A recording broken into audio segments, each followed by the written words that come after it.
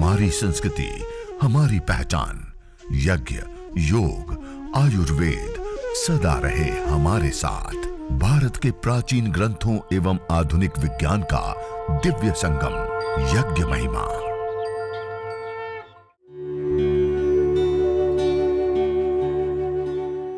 भारतीय संस्कृति में यज्ञ, योग एवं आयुर्वेद जैसी अमूल्य विद्याएं हैं, जिसका मूल है वेद।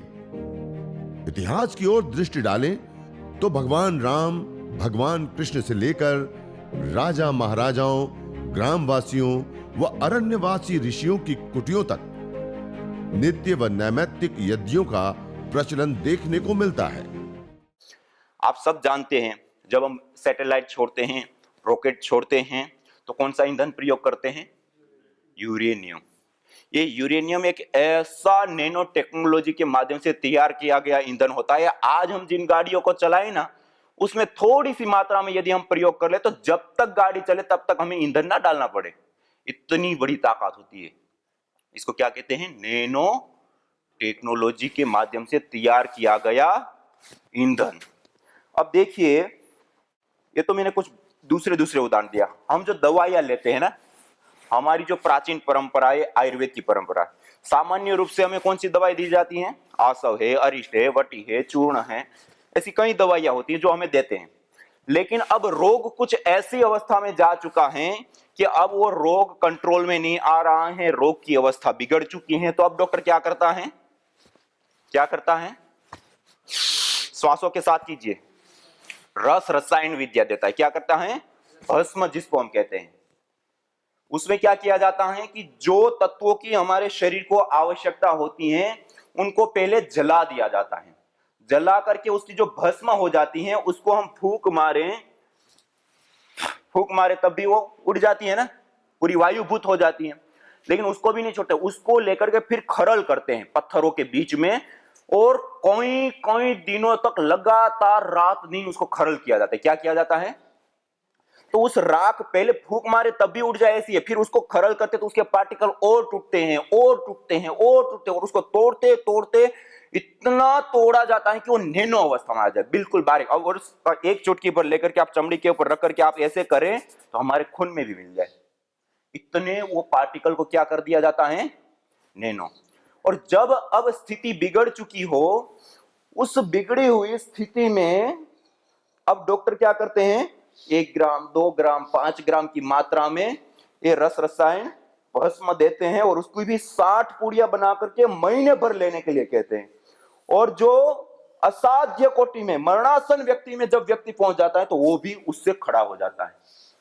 तो इसको कहते हैं नैनो टेक्नोलॉजी के आधार पर तैयार की गई हुई रस रसायन विद्या, भस्म विद्या। तो इसमें क्या हुआ? जो पदार्थ जितना नैनो हुआ उतना ही वो ताकतवर और शक्तिशाली बन गया ना, सभी जगह पर। चाहे हम हाइड्रोजन गैस का उदाहरण देखें, चाहे हम आयुर्वेद की दवाई का उदाहरण देखें, चाहे और भी कोई भी उदाहरण आप ले सकते हैं। जो पदार्थ जितना ज्यादा सूक्ष्म होता है उतना ही ज्यादा वो ताकतवर और शक्तिशाली बन जाता है। अब जो पदार्थ जितना ज्यादा शक्तिशाली होता है उतना ही ज्यादा हमें लाभ देता है। अब आप देखिए, हमारे ऋषि मुनियों ने हमें जो यज्ञ करने की प्रक्रिया पद्धति हमें बताई हमारे शास्त्रों में, धरती पर सबसे सूक्ष्म से सूक्ष्मतर तत्व कौन सा होता है? पता है आपको? अग्नि होता है। क्या होता है? अग्नि धरती का सबसे सूक्ष्म तत्व होता है। देखिए, हमारे पास ठोस पत्थर हो, उस पत्थर के अंदर धरती पर 3 रूपों में पदार्थ पाए जाते हैं ना, ठोस, द्रव और गैस। 3 रूपों में पाए जाते हैं। उस ठोस पत्थर के अंदर हम कितना भी पानी डालना चाहें क्या डाल सकते हैं? द्रव पदार्थ को उसके अंदर नहीं डाल सकते। उसके अंदर गैस, वायु को डालना चाहे तो नहीं डाल सकते। उसके अंदर और कोई ठोस पदार्थ डालना चाहे तो संभव ही नहीं है। मानी ठोस पत्थर के अंदर हम कोई भी चीज डालना चाहें तो हम नहीं डाल सकते। क्यों? उसके अंदर कोई जगह है ही नहीं। लेकिन उसी पत्थर को आप अग्नि के ऊपर रख दीजिए, अग्नि उसके अंदर नहीं, उसके अणु परमाणु के अंदर तक प्रवेश पा जाती है। होता है? मानी अग्नि एक इतना सूक्ष्म पदार्थ होता है कि जहां कोई संभावना नहीं है प्रवेश पाने की, उसके भी अंदर प्रवेश पा जाती, इतनी सूक्ष्म होती है। और उस अग्नि का एक विशेष स्वभाव होता है, अंगम नयति इति अग्नि। जो भी पदार्थ उसके संपर्क में आता है उसको अपने जैसा बना लेता है। अपने जैसा माने कैसा? सूक्ष्म से सूक्ष्म, सबसे सूक्ष्म है ना वो। जैसे हमने लकड़ी थी, हम देख पा रहे थे, छू पा रहे थे, आहुति दे दी, हम घी को देख पा रहे, छू पा रहे, वेट कर पा रहे, सामग्री को भी हम व्यवहार कर पा रहे, लेकिन उसको एक बार आहूत कर दिया, क्या अब हम देख सकते हैं उसको? क्या हम उसको छू सकते हैं? क्या उसका वेट कर सकते हैं?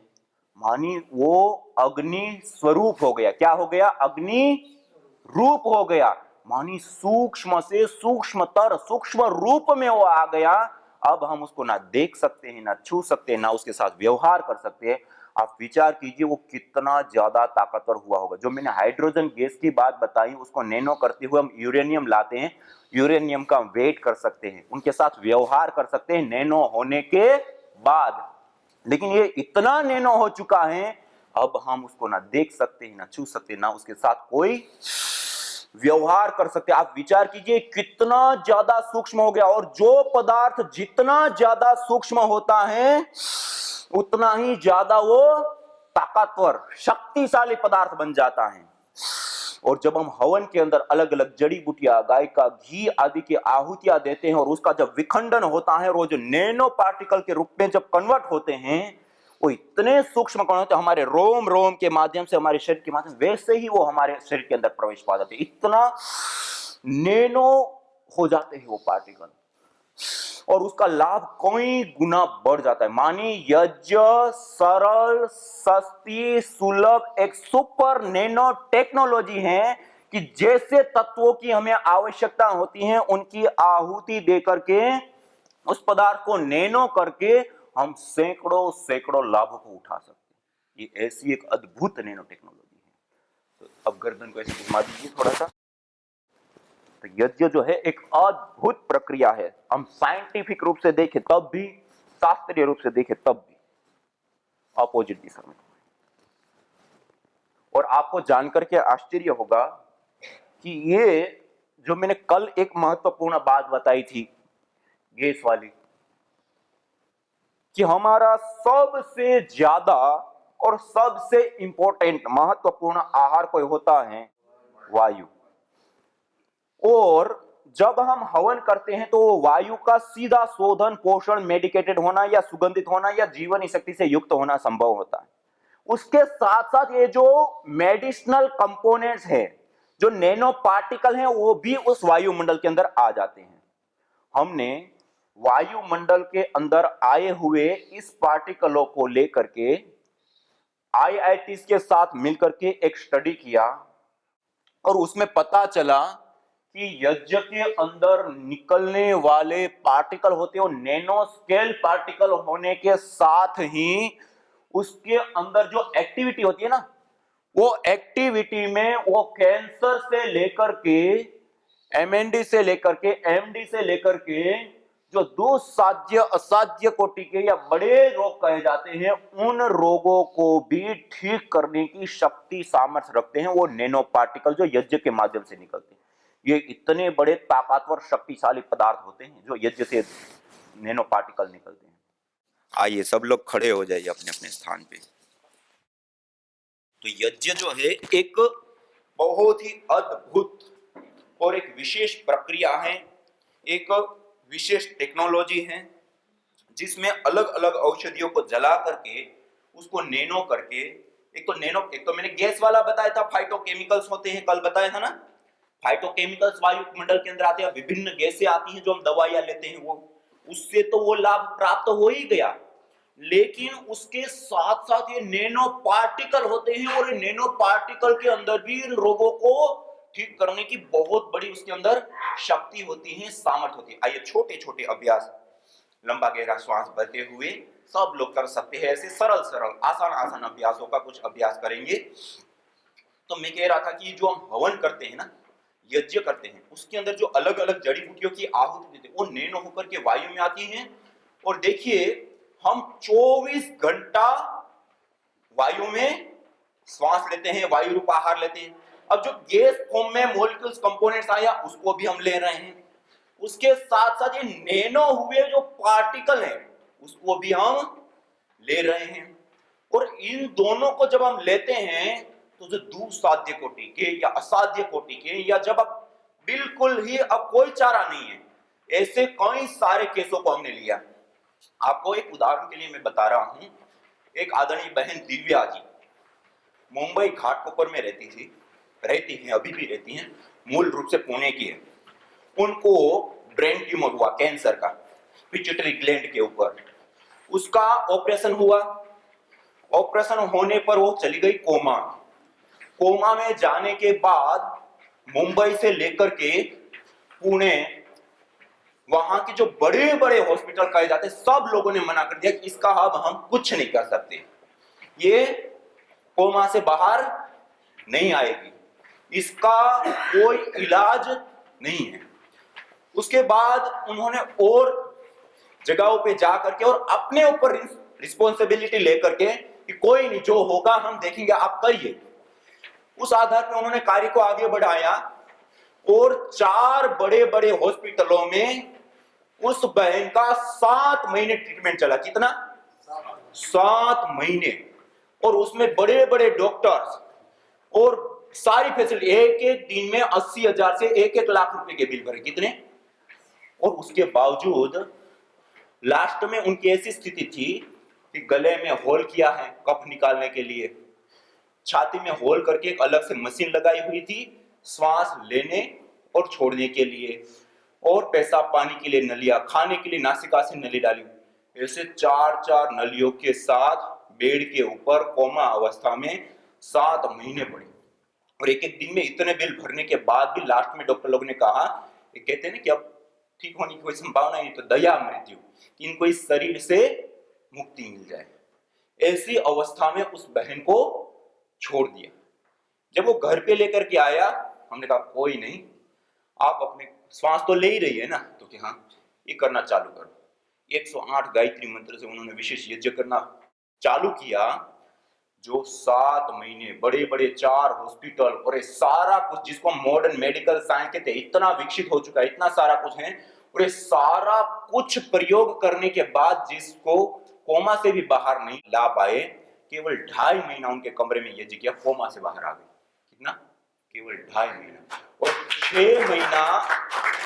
6 महीना लगातार ये करने पर उनकी जो ऑक्सीजन के लिए अलग से मशीन लगी थी और खाने के लिए नलिया, वो सब चीजें अभी नॉर्मल जीवन जी रही है। ऐसे करिए। तो कहने का अभिप्राय है कि जो हम यज्ञ करते हैं, हवन करते हैं, अग्निहोत्र, वो अद्भुत लाभकारी होते हैं। और उस बहन को देख करके जो बड़े हॉस्पिटल के बड़े डॉक्टर्स होते हैं, वो भी उनको देखने के लिए आते हैं कैसे हो गया।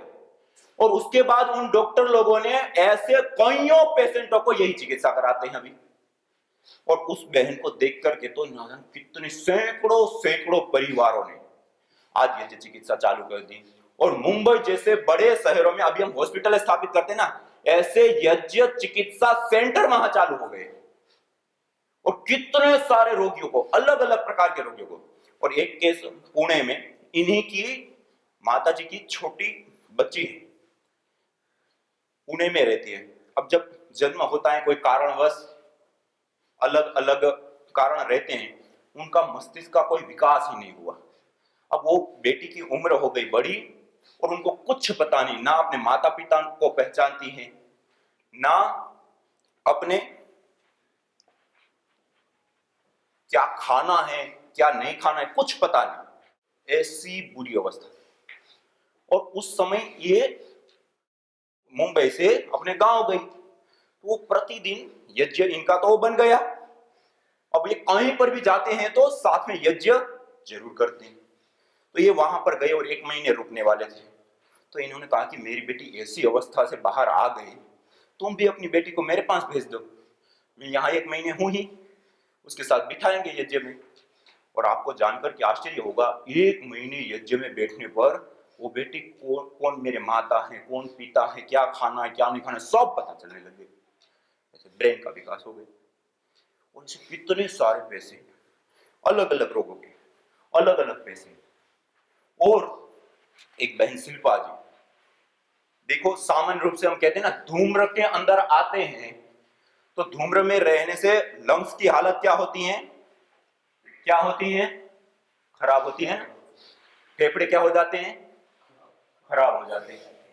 उसमें भी अब जिनको अस्थमा दमा की प्रॉब्लम हो और उसको धुएं में ले जाए तो क्या हालत होगी,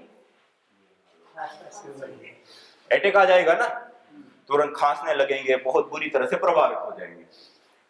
और आज इसी यज्ञ चिकित्सा को करके उसमें कफेष्टि और विशेष कुछ भीमसेनी कपूर आदि द्रव्यों का प्रयोग करके आज हमने सैकड़ों सैकड़ों लोगों के क्रोनिक अस्थमा और पंप लेने वालों का पंप छुड़वाए। उसमें से मैं आपको एक केस जबरदस्त है बताना चाह रहा हूं। बहन शिल्पा जी, ऐसे कीजिए, बहन शिल्पा जी, उनको क्रोनिक अस्थमा की प्रॉब्लम और उसके साथ साथ क्रोनिक अस्थमा के साथ साथ उनको लंग फाइब्रोसिस डिटेक्ट हुआ। लंग फाइब्रोसिस को WHO कहता है लाइलाज बीमारी, इसका कोई उपचार नहीं है। और धीरे धीरे वो जो भी उपचार कर रहे होंगे उनकी अवस्था इतनी बुरी तरह से प्रभावित हो गई कि अब उनका खाना पीना, नित्य कर्म करना, सब चीजें बाधित हो गया। अब कोई भी चीज वो अपने नित्य कर्मों को स्वयं नहीं कर सकती है, बिल्कुल छोटी सी श्वास हो गई। डॉक्टर लोगों ने भी कह दिया कि अब जितने दिन जीते हैं आप सेवा करो, हम कुछ नहीं कर सकते। कि ये क्रोनिक अस्थमा और लंग फाइब्रोसिस दोनों ही एक साथ में डिटेक्ट हो गया। तो वो बहन शिल्पा जी को इतनी बुरी अवस्था हो गई और उस समय उनको यज्ञ करने के लिए कहा। तो जब कहा तो उनके पति तो पहले एक बार गुस्सा गए हमारे ऊपर, ये तो घर में रोटी पका रहे हैं, उसकी स्माइल कितनी सी होती है गैस के ऊपर पकड़ी, वो भी वो लेने के उसमें नहीं थे। मानी उस स्माइल को भी वो सहन नहीं कर पा रहे थे और छोटी सी श्वास हो गई थी। करिए, सब कीजिए, अपने अपने सामर्थ्य के अनुसार कीजिए। और उस अवस्था में उनको विशेष रूप से हमने कहा कोई नहीं, तकलीफ हो तो बंद कर देना, चालू कर दो। और करना चालू किया। एक बार मात्र यज्ञ किया और उतना उनको राहत हो गई कि वो आश्चर्यजनक हो गए और इतने दीवाने हो गए यज्ञ के। प्रतिदिन सुबह शाम यज्ञ और यज्ञ के बाद जो भीमसेनी कपूर गूगल आदि की धुनी और उसमें रहना चालू किया। केवल 15 दिन में लंबा गहरा श्वास भरने लग गई और छोड़ने लग गई, अपने नित्य कर्म करने लग गई। और 3.5 महीने लगातार ये चला। 3.5 महीने के बाद रिपोर्ट कराई और वो रिपोर्ट लंग फाइब्रोसिस और क्रोनिक अस्थमा की बिल्कुल नॉर्मल आ गई। हमने कभी भी लंग फाइब्रोसिस की रिपोर्ट भी नॉर्मल नहीं देखी है, पहली बार हमने उनकी देखी। और उस समय हमने उसको कुछ नहीं, यही कराया था और बिल्कुल अंतिम कंडीशन। ये जो केस मैं बता रहा हूं वो केस है जो अब कहीं ठीक नहीं हुए। और वेद में भी विशेष रूप से बताया, यदि क्षितायुर यदि वा परे तो यदि मृत्योर अंतिकम, यदि उसकी आयु क्षीण हो चुकी है और मृत्यु की अंतिम स्थिति में पहुंच चुका है, तमाहरा में उसको भी मैं यज्ञ बाहर लाता हूं, 7 साल और 100 साल की निरोगी आयु देता हूं। अब वेद में तो बताया, लेकिन आज हमारे व्यवहार में नहीं था। और आज उसको इस रूप में करने पर विशेष रूप से लाभ प्राप्त। ऐसी जगह एक बार ही यज्ञ किया, वो अंगारे लंबे समय तक रहते हैं। उन अंगारों के ऊपर ऐसे थोड़ी थोड़ी देर के बाद थोड़ी थोड़ी मात्रा में अलग अलग जड़ी बूटियों को बार बार रखते रहते हैं। रोगानुसार करते तो रोगानुसार डालेंगे और रोगानुसार नहीं करते तो नॉर्मल गुग्गुल की ध्वनि बहुत जबरदस्त होती है। आइए सूर्य नमस्कार कीजिए, धीरे धीरे आराम से, लंबा गहरा सांस भरते हुए छोड़ते हुए।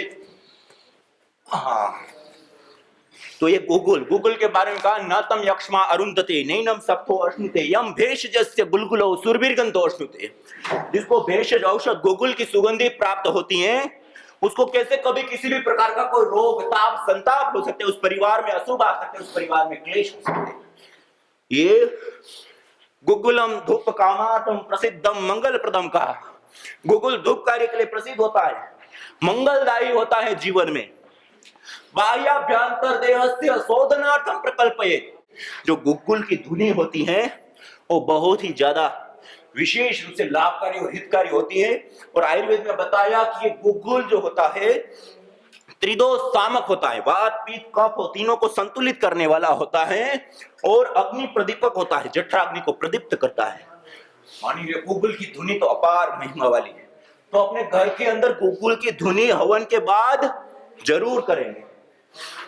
और हमारे पूर्वज, हमारे दादा दादी, वो भी अपने घरों में किया करते थे। तो इतना छोटा सा कर्म होता है, उसको करने से कई सारे लाभ होते हैं। सब कीजिए सूर्य नमस्कार, करेंगे तो पाएंगे। ऐसे पूरे श्रद्धा के साथ, भाव के साथ, ऐसे लंबा गहरा सांस भरते हुए और छोड़ते हुए, ये सूर्य नमस्कार कई सारे लाभों को देता है। सर्वांगीण व्यायाम है सूर्य नमस्कार। इससे जब हम आसन करते हैं तो आसनों का विशेष लाभ क्या होता है? हमारा पूरा नर्वस सिस्टम स्ट्रांग बनता है। प्राणायाम करते हैं तो हमारे सभी ऑर्गन स्ट्रांग बनते हैं। व्यायाम करते हैं तो हमारे मसल स्ट्रांग बनते हैं। और सूर्य नमस्कार प्राण पूर्वक, विधि पूर्वक, नियम पूर्वक करने पर ये तीनों ही लाभ एक साथ हमें प्राप्त हो जाते हैं। ऐसा ये अद्भुत व्यायाम सूर्य नमस्कार है। करोगे तो पाओगे। धीरे धीरे कीजिए, आराम आराम से कीजिए, अपनी शक्ति के अनुसार कीजिए। ऐसे ऐसे सूर्य नमस्कार। न जाने कितनों ने आहुतियां दी इन अमित्र रोगों के संतापों से, है वर्तमान भी आज दुखित, न पूछो भविष्य के प्रकोपों से। प्रत्युष पावनी होती जहां यज्ञानुष्ठान घर आंगन में, वहां मनुष्येतर सब झूमते शांति भरे सुख आनंद से। इदम हवीर यातु धाना नदी फेना इमाम वहत, अर्थात जैसे नदी का जल जाग को बहा ले जाता है, वैसे ही यज्ञ में आहूत की हुई हवि सभी प्रकार के रोग, दोष, ताप, संतापों को वैसे ही बहा ले जाती है जैसे नदी जागो को।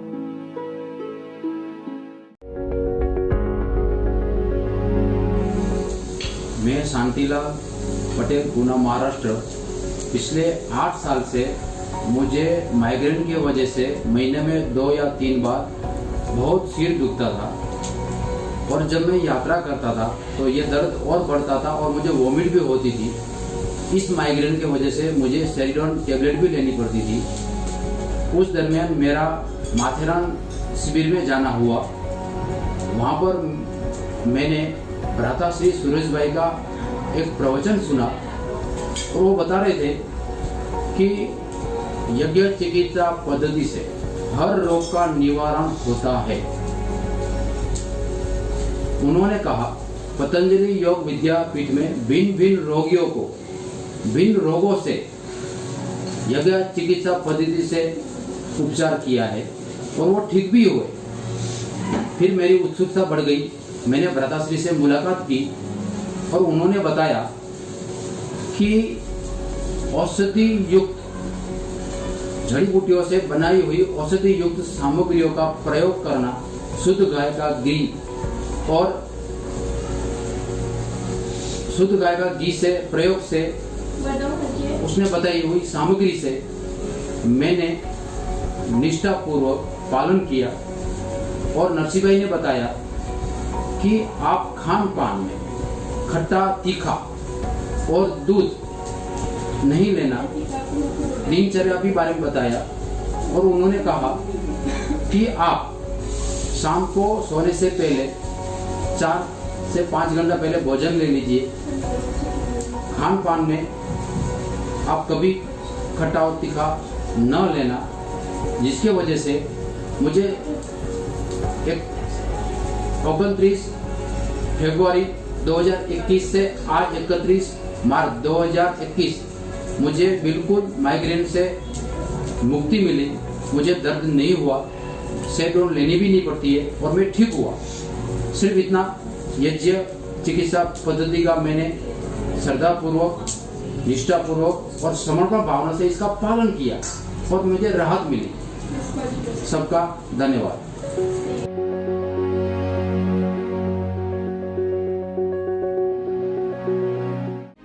यज्ञ भारतीय संस्कृति का मूल है।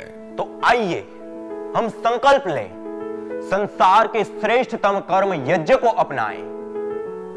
पिंड और ब्रह्मांड में संतुलन कायम करने वाले यज्ञ को अपने जीवन का अभिन्न अंग बनाएं एवं प्रकृति मां के प्रति अपने ऋणों को अदा करें। विश्व स्वास्थ्य का एक नारा, यज्ञ से होगा जग उजियारा। भारतीय संस्कृति की अमूल्य विरासत यज्ञ की महिमा को जानने हेतु वैदिक चैनल पर प्रतिदिन प्रातः एवं सायं 11:30 बजे यज्ञ महिमा कार्यक्रम से जुड़े। विशेष जानकारी हेतु संपर्क करें। मोबाइल 9068565306।